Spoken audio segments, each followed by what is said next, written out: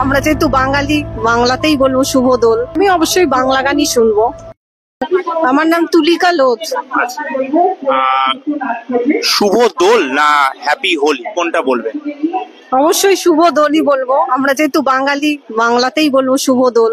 আচ্ছা, বাংলায় দোল যে জিনিসটার সাথে কোথাও কি এখন হোলি ব্যাপারটা একটু বেশি জাঁকিয়ে বসছে?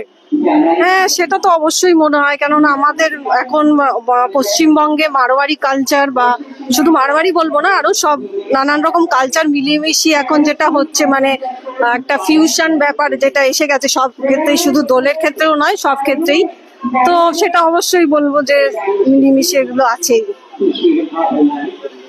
আচ্ছা, দোল তো প্রথম দিন, পরের দিন হোলি। দোল এবং তার আগে বসন্ত উৎসব কেন্দ্র করে বাঙালি গান শোনে। আপনি কি গান শোনেন, বাংলা না হিন্দি?